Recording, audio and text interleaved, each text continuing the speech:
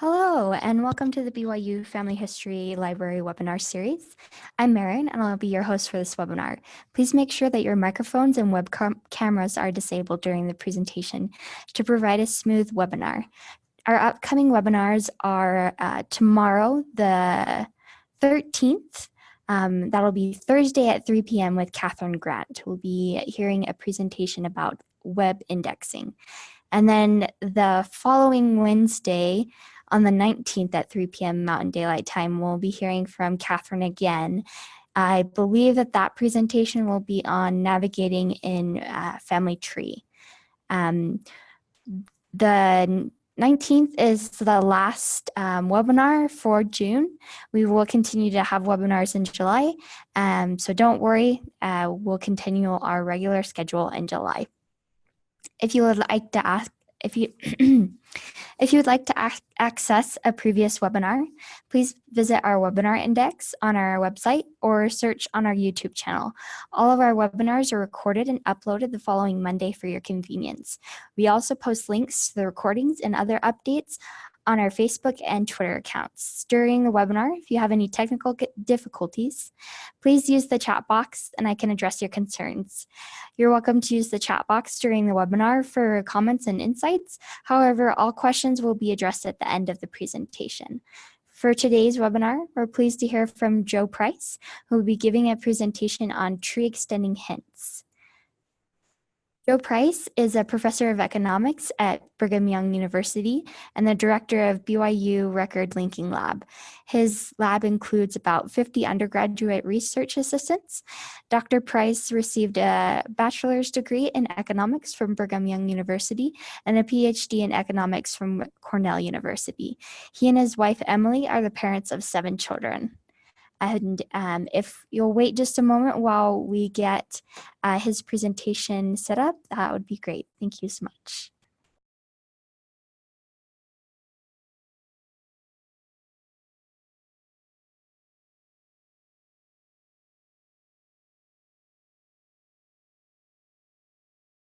Hi, this is Joe Price. I'm very excited to talk to you today about tree extending hints. A tree extending hint is a record hint that helps grow the tree by adding new people to the family tree at Family Search. And I just want to start by telling a small story. So I volunteer at the Springville Family History Center, and one day a mother came in with her 8-year-old son, and I was asked to babysit him while she did the real family history. And so I had her log into my phone so I could teach him how to attach sources just using the task button in the app.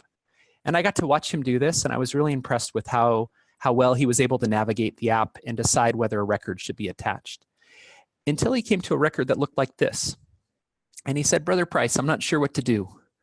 He said, "A lot of these people look like they match, but I don't know what to do with Cecil, Wilma, or Lida." So if you look at the screen, you can see that Madge and Mabel line up, but Cecil, Wilma, and Lida don't. And this is a really fantastic moment because what I was able to tell him is that those 3 children were missing from the family tree.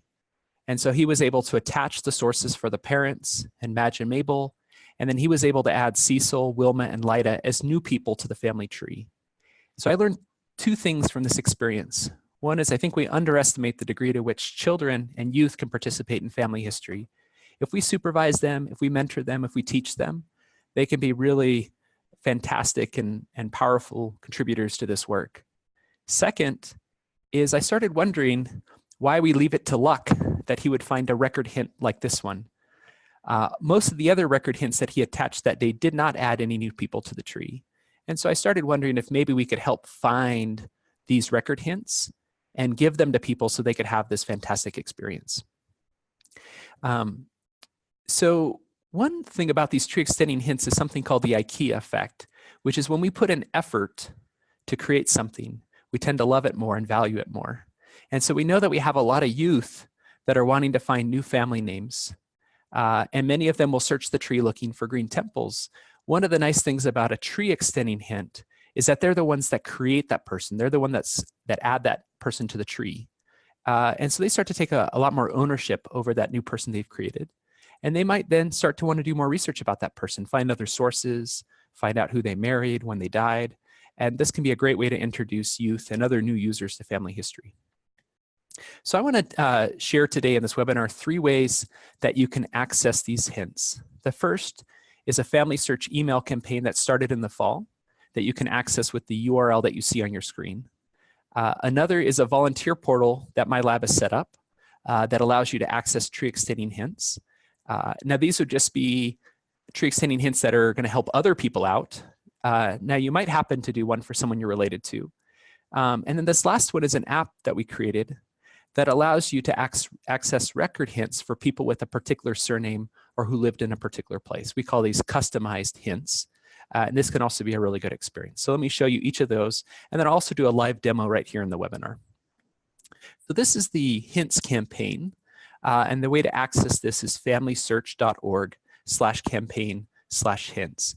And I really think it's the best way to add new people to the tree. It's also a really great way to help other people with family history.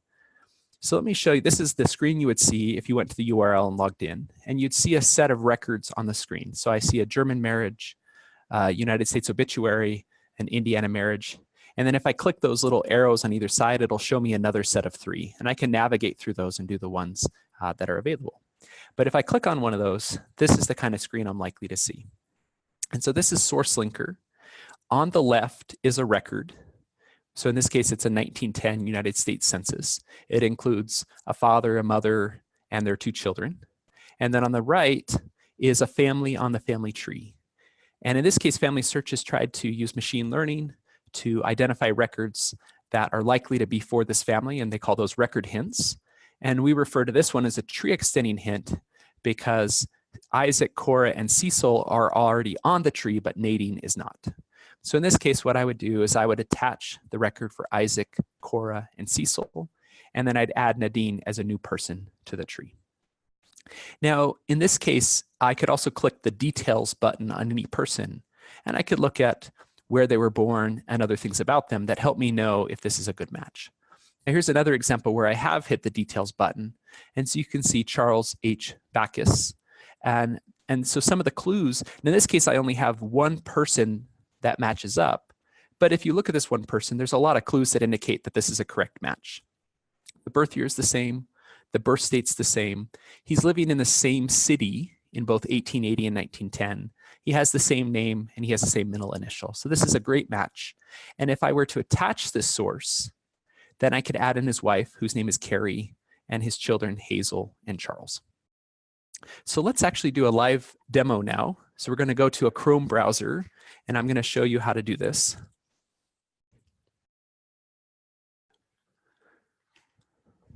Okay, so here's the Family Search. Here's the Family Search website.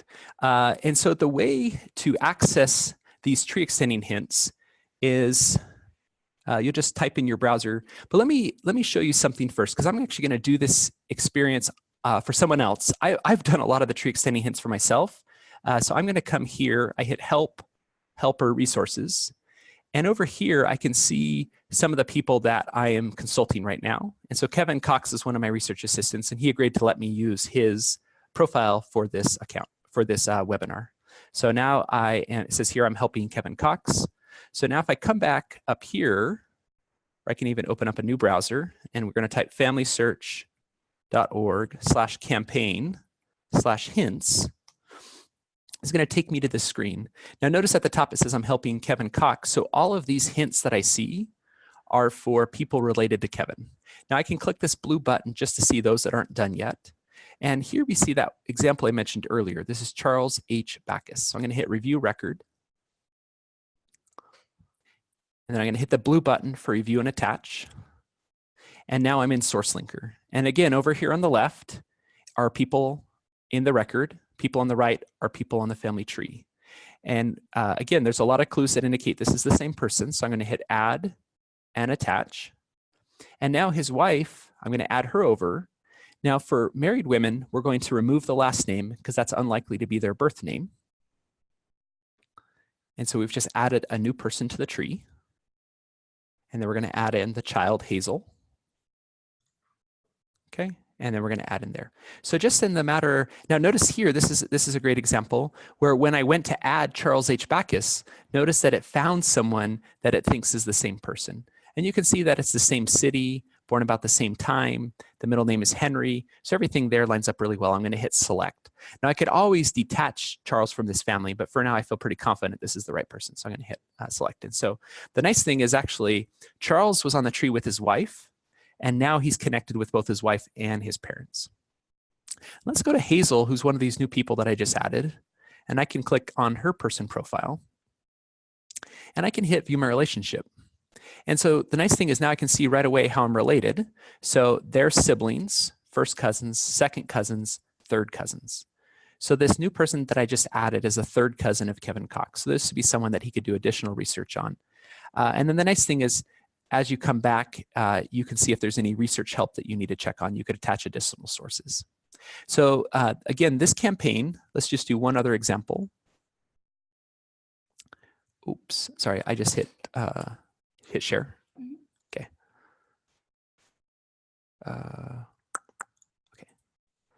Okay, so let's go back to our original page. And so now we can click on another one. So again, this is going to drop us right into SourceLinker. Now this case is going to be interesting because there's not a lot of information to go off of. Now granted, the name, the middle name, and the last name all match, which is great, but I don't have a lot of other clues to go off of. So one thing I might do is come into Oliver's webpage or into his personal profile and see if there's other records that I could learn about him. Notice here I have a Find a Grave that has a death date that matches what I have here, but it doesn't have a birth date. Now one thing we could potentially do, we could go look at his Find a Grave website and see if it has any additional clues that might help us out. For example, we might be able to see him with his wife. In this case, we don't see him with his wife and we don't have any additional information. So at this point, I might not be sure about going back and doing this tree extending hint unless I was able to find out more about Oliver. But it's possible I could do that. For example, here I have him in 1880. I might be able to look for other records for him. I just want to emphasize that this website right here is a fantastic way for you to do this both for your own tree extending hints, but also to help other people. So let me show you the second way that you can access tree extending hints. So we've set up a volunteer page for our lab. So if you type bit.ly/RLL volunteer, it's going to take you to this page where we've set up some volunteer opportunities. And the first volunteer opportunity that we've set up is called Tree Extending Hints, Task 1. Now, if you want, there's some detailed instructions on how to do this. There's also a couple videos. And then if we hit data, it's going to drop us right into the place where we can check something out. And I'm going to, as we're doing that, I'm just going to close a few of my windows. Okay, so you can see in the sheet, and I can scroll down a little bit. You can see in the sheet there's been different people helping. And if you see a 1, that means they were able to, it was a match and they were able to complete the task. You'll sometimes see a 0.5, which means they weren't sure if they should attach it, and then a 0 if they felt like this should not be attached. And one way to jump to the next open spot is to hit Control down, and it'll jump me down to the next open spot. So I'm going to grab this little spot right here. And when I put my name in there, that's my way of checking out a batch. So I'm going to say, I want to work on these set. And then all I have to do is just click on that link, and it drops me right into SourceLinker. And so again, on this one, I can use the clues that are available. And so this one, I'm actually not sure. I mean, the birth is actually off by quite a bit. So actually on this one, I'd probably say this is not a match. The John match is just so different that I'm actually going to put a 0 on this one. Okay, and then I just go to the next one. And one thing I'll do sometimes is I'll open up multiple windows so that I don't have to wait for them to load. And then I'll just work my way backwards. So I'm going to do that. I'm going to do 4 at a time. So let's go to the first one we opened up.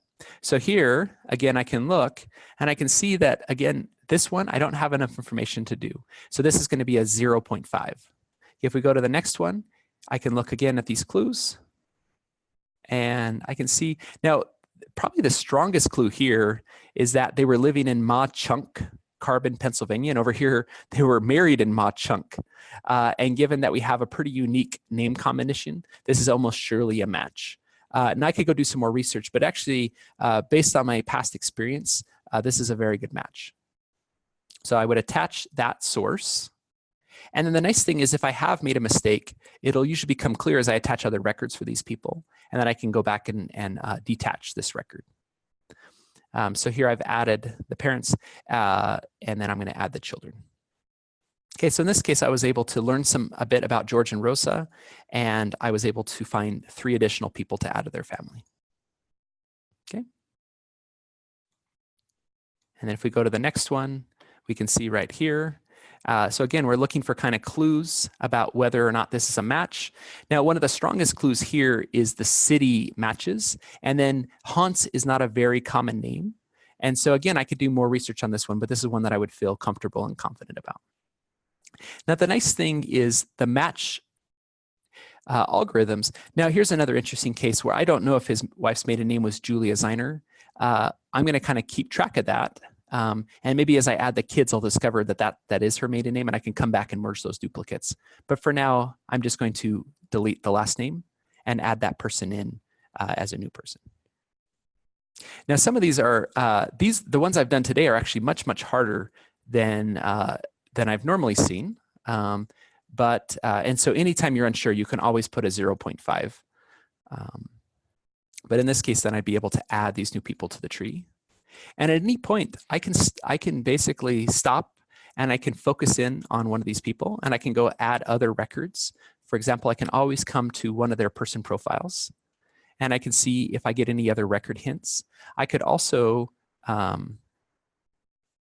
look for them on Ancestry and see if there's any clues over in Ancestry. I could also search for additional records here to help me start to fill in more information about this person. So here you can see that I had already attached the 1900 census. I could also attach the 1910 census.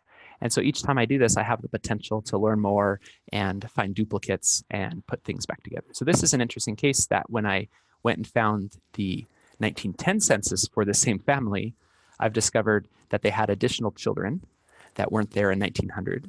And so I can add those additional children to the tree. And so I'll just do that really quick.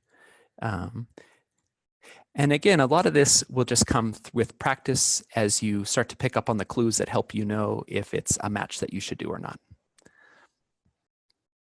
Okay, and so we just have one last one that we haven't done yet. So this one's complete because you can see it's all green.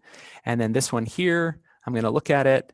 Again, one of the strong clues is unique last name, Carbon, Pennsylvania, Augusta Rear. I'm going to come back and look at this one in a little more detail right now. So what I'm going to do here is I'm going to remember the one. This was a 0.5. This was a 1. This was a 1. Oh, sorry, that was an extra 1. So there's a 1 and then a 0.5. So then I can always come back to these later. And so I'm going to come in here in the sheet, and I'm going to put in 0.5, 1, 1, 0.5. Okay. And I'll just remember with these 0.5s, I can come back and do some more research and spend a little more time. Okay, let me show you one other way to access these types of record hints. And this is an app that we just barely finished completing this last week. So you go to bit.ly/RLL custom.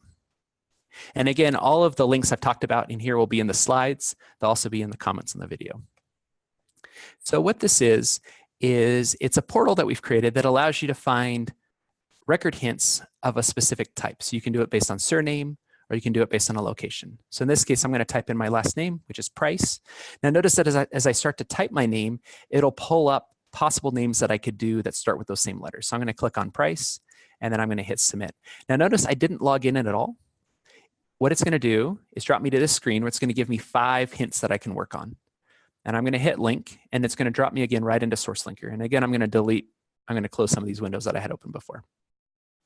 Now this is an interesting case where someone had already attached this census record for Richard and Susan, and they'd also done it for one of their kids, David. And if I hit Details, you can see that even though the middle initial differs, the birth month matches up. And you can see he was also living in that same town in other censuses. But for whatever reason, whoever attached this source never included the additional children in the family. So what we're going to do is we're going to add Benjamin to the tree. Now here's an interesting case where this might be Benjamin. Again, it doesn't have a birthplace. There's not enough detail, but I could go back and see if that's a duplicate and fix that. And then I know Benj is an abbreviation for Benjamin, but that could be wrong, but it's a reasonable guess in this situation. And again, it pulls up some possible matches that I'm going to create a new person in this case. Okay, and then I'm going to add Elner. Now again, here we have Elner and Price. Now here I'm feeling actually a little more confident. Now I'd probably come back and merge these because she was born in Thayer. Elner Ann's a pretty unique name. And so one thing I can do is I can actually copy this code and I can go back and merge that duplicate. And so I'll come back and do those. But for now, I'm just going to add her as an unconnected person to the tree. And then we're going to do it for these last two kids. Okay, so notice that actually, because I'm leveraging all the information from the record, it doesn't actually require me to do a lot of typing. This is what actually makes this a very powerful tool to use on a phone. One of the hardest things to do on a phone is to type information in. But since we're bringing all the information over from a record, I'm able to actually add a lot of stuff to the tree just by using these hints. So then here I would mark a 1, and then I could continue to do these. Let's just see what link 2 has for us. Okay, so here's link 2. And you can see in this case, again, the parents were linked together, the daughter was linked, but for whatever reason, Anthony wasn't included. And so now we're going to let Anthony be part of his family again. Okay. So just in that little, the 20 seconds it took us, we've now added a new person to the tree and we've attached it as a source. And so I'd put a 1, and then I can stop at any time and I just hit submit, and that lets the database know that I've completed those tasks. And notice that once I hit submit, it gives me a new clear thing, and I can even navigate across pages if I want to jump to different ones. Now, let me show you one other thing with this app is I can also search by location. So my favorite place is actually Knox, Ohio. I've been working on this a lot myself. And so this allows me to jump in here and I can click on this and it'll drop me right into the source linker for someone who is living in Knox County, Ohio.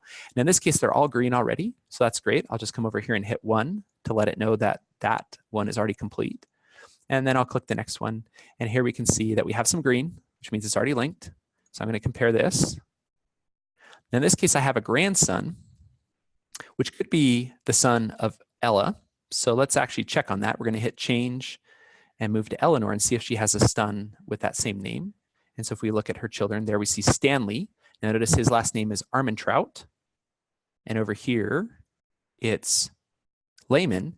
Now, given that we have this relationship already established, given that we have this relationship already established, even though the last names are different, and I would normally be nervous about attaching this record, given that the mothers are the same, the birth month is the same, the birth year is the same, and he's actually living in the same town where he was born, we can compare, add, and attach. Okay, and so now I've completed all of the attachments here, and I can put a 1. Okay, so the whole point here is that these 3 approaches that I've just mentioned will allow you to access these record hints that are likely to make it possible for you to add new people to the tree. And again, if I went too fast on those, you're welcome to try these at your own pace on your own. And so let's jump back into the slides. Okay, so and I didn't mention in Consultant Planner, because I do like to, for the hints campaign, I really like to do it to help other people. And so one thing I like to do is check ahead to get the really hard ones out of the way so that the new user that I'm working with can focus on the 1900 and the 1910 U.S. Census. These 2 censuses are very easy to work with. The people are in family units, and many of the families had lots of children who are missing from the family tree. So this gives you lots of people that you can add in. Now, if you're working with a more advanced user, then you could maybe have them focus on European records, the Canadian census, the UK census. I've been a particular fan of the Swedish household examination records. So you might try those out. Those have a lot of tree extending hints that you could help people with. And then if you want to help someone, you can use the Consultant Planner. I find the easiest way to add someone as a Consultant Planner is to sit next to them and have my Family Search open in a browser, so familysearch.org/ask/planner, and I can do this on a phone or a computer. They're logged into Family Search and they can tell me their helper number and their username. And when I put that information in, then I can help them with these experiences. So again, this is the website for the volunteer page. Here's the website for the customized hints. I do want to emphasize that everything I've shown you today can be done on a mobile device. Now, granted, it's nicer having the bigger screen. I think it's easier to do these on a computer, but you can do these on a mobile device. This is not a picture of me in the upper right, but my favorite way to do family history is on an exercise bike while listening to an audiobook. I love reading, I love exercising, I love family history. This allows me to do all three at the same time. Also, I like to be able to do it on my phone because I find that I have little chunks of time throughout the day while sitting on the bus, while sitting at a park. And once I was able to learn how to do these tasks on my phone, I found that I was able to have a lot more impact because I was able to do the family history a lot more often. And our lab is going to post some separate instructions on how to do these things on your phone. But you might just try it out yourself. It takes a little bit of adjustment to do family history on a phone, but once you learn how to do it, it can be really helpful. So let me just explain now why I think we should all be involved in tree extending hints. And what I'm going to do is I'm going to describe a few user experiences that will be enhanced once everyone is added to the family tree. So let's just keep in mind, every time we do a tree extending hint, we're making the family tree a little bit bigger, a little more inclusive, a little more connected. So let me show you why this is going to matter in the lives of people. This last summer, I did a county fair booth in Oregon, and all we did was try to get people to stop to learn a little bit about their family history on the phone using the Family Search app. And about 50% of the time, we were able to find their parent or grandparent on the family tree. If we could get that to 90%, we could touch a lot of hearts. This is a picture here of Fred Harmon. Within 1 minute, we had found his dad on the family tree. He pulled my phone out of my hand. He was really surprised to see this picture of his father. There was a picture of his mother. He could see his grandparents. It was a fantastic experience. He went and got his friend Tim to have the same experience. We would love people to be able to give this experience to their friends, their neighbors, people they sit next to on the airplane or at a baseball game. And this will become possible as the tree becomes more and more complete. We also have a lot of youth that would like to find family names so they can do their temple work. Many of them use tools like Ordnance Ready, which is a fantastic tool, but it hinges on there being green temples on the tree for them to find. And so every time you do tree extending hints, you're growing the tree, you're providing opportunities for youth that want to have this great experience. You can also start to help people build a family name network. And what I mean by this is we can get to the point that everyone that ever had your last name and lived in the United States could be on the family tree and connected to each other. My wife's maiden name is Grossnickel. We did this with everyone who shows up in the US censuses with the last name Grossnickel. They are now all on the tree. They're all connected to each other. And we discovered that we're related to all of them. Every Grossnickel came from a set of brothers that immigrated to Maryland in the 1700s. And so anytime now my kids run into a Grossnickel, they'll know they're cousins. There's also this tool called Relatives Around Me, which you can do on the mobile app. It's a really great experience, but it hinges on the fact that the tree is complete enough that it can connect two random people to each other. So as the tree becomes more complete, more people will be able to have an experience using Relatives Around Me. And if you think about the kind of experiences that Steve Rockwood mentioned at Roots Tech the year before last, you could imagine basketball teams discovering how they're related to each other. You could imagine political candidates discovering how they're related to each other. These discovery experiences will hinge on having a tree that's complete enough that people will be able to see how they're connected.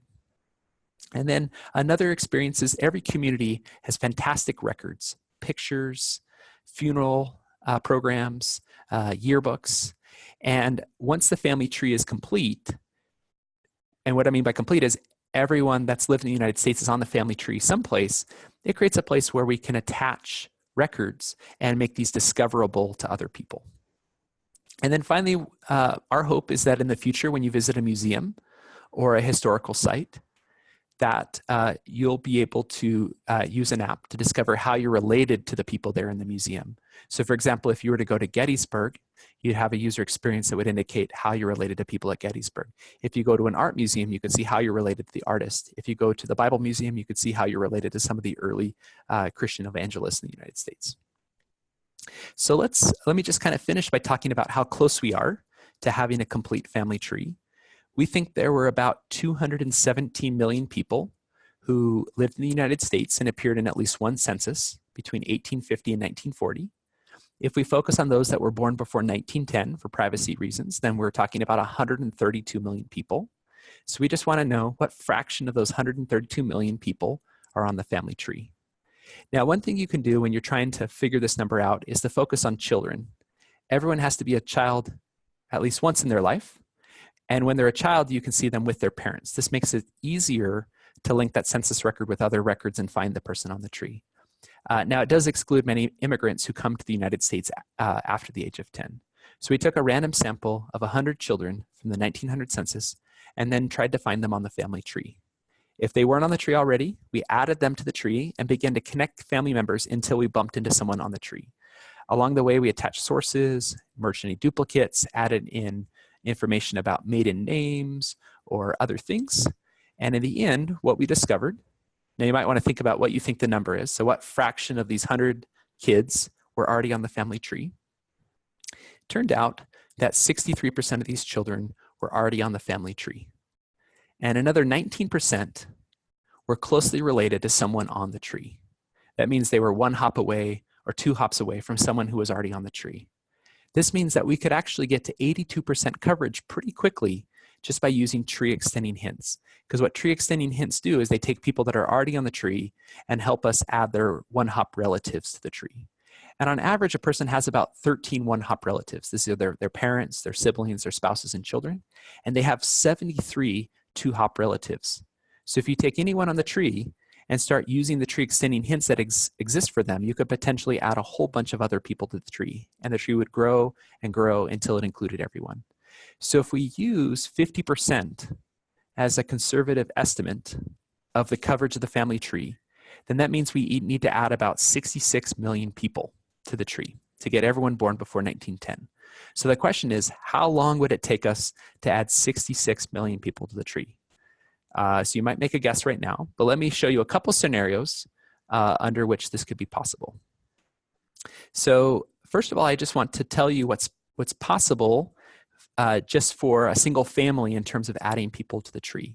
So the key insight here is that tree extending hints increase the impact of the time that we spend doing family history, because it allows us to focus on the records that are the most likely to add new people to the family tree. So just by luck, in the last couple of weeks, our family is part of an experiment that allows us to interact with each other around family history, but it also allows us to track our stats as a group. So I just wanted to show you what our stats have been like for the last 2.5 weeks. And so if you look in this lower right corner, this is the Price family. So this is me, my wife, my kids, and my mom. And as a group, we've been able to add 4,000 people to the tree, and we've attached 8,700 sources. We've done this primarily using these tree extending hints.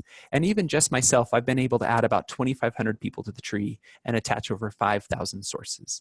I love doing tree extending hints. I really love growing the tree, and I feel like every time I add someone to the tree, I'm creating a discovery experience for someone else. So let's use these numbers in the context of what's possible if we were to expand this out to other people.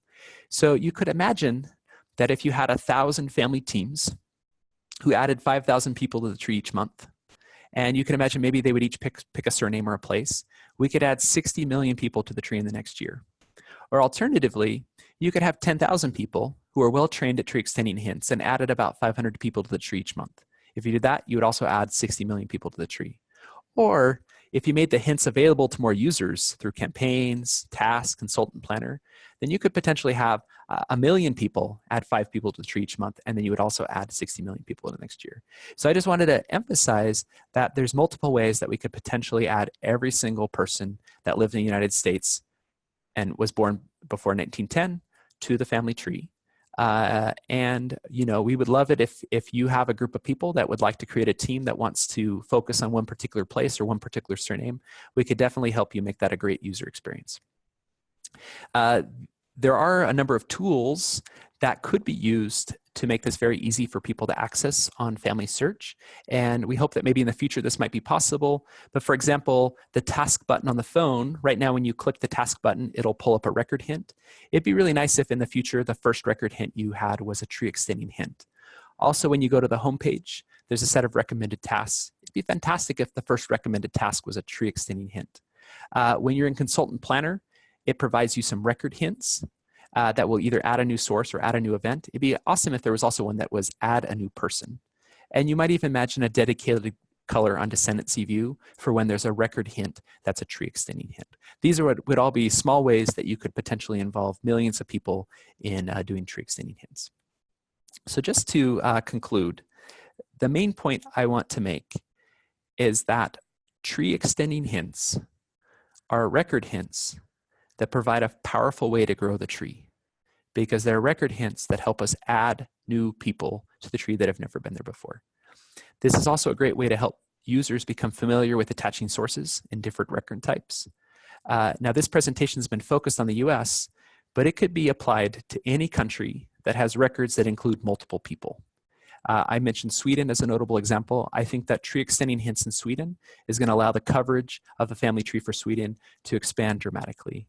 I think that this expanded coverage of the family tree will facilitate new discovery experiences. They're going to draw new people to family history. We're going to bring new people to family history that have never thought of family history as a hobby. But once they discover what's possible through the connections that happen on a family tree, they're going to want to be part of it. And I think that actually with a concerted effort, it would be possible to have the entire US population on the family tree within a year. So just to conclude, here's my contact information. You're welcome to visit our website or visit our Facebook page or send me an email if you have any questions.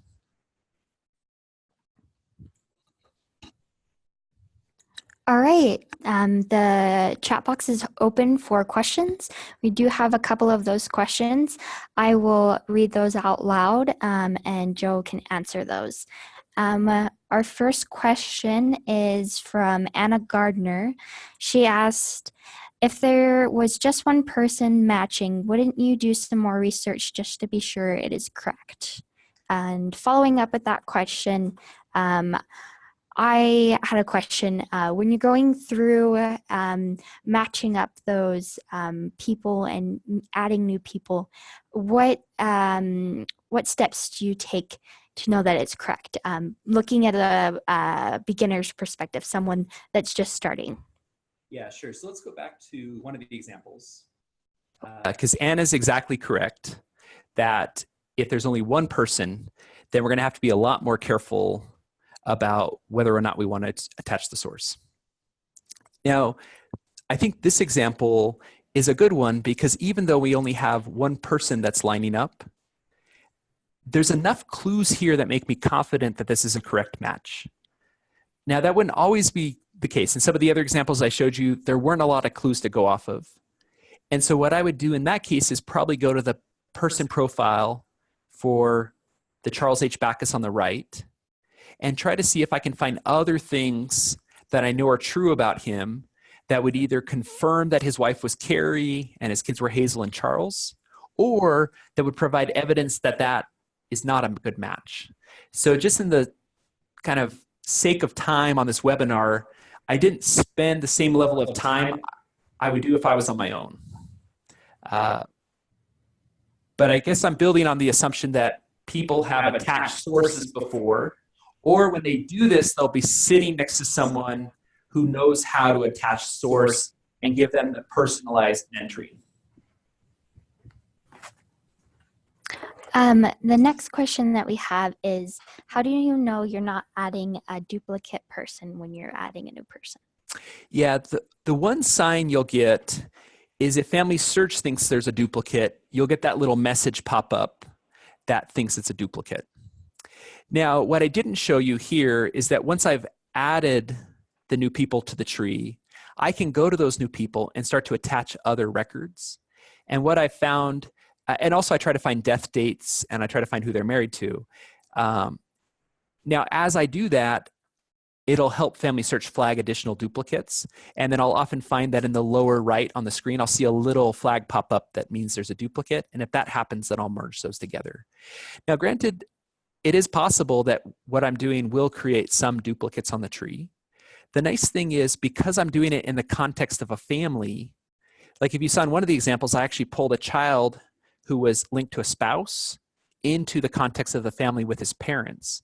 And so this actually, by adding more people to the tree in the context of a family, our ability to catch duplicates going forward increased dramatically. And so the hope is that when someone else comes to find that person, they'll have a bigger context about that person to be able to find the duplicates. All right, I think that's all the questions that we have for now. I did put the handout that Joe made for this presentation in the chat box. So if you haven't seen that, I put the file in there and you can click on that and download that. As well as that handout will be available on our website, and a link to that website will be on our YouTube post. So you'll be able to have access to that handout, and you can share it with those that you feel like need that. I think that's all we had for today. And just as Joe said, those links that he shared, they'll be on the handout as well as in the post on the website. So I'll just move to the closing screen here. And the website address is fh.lib.byu.edu. So I'll just share the closing slide, and you can see our website just right on this closing slide. Our email, if you have any questions, is fhl_webinars@byu.edu.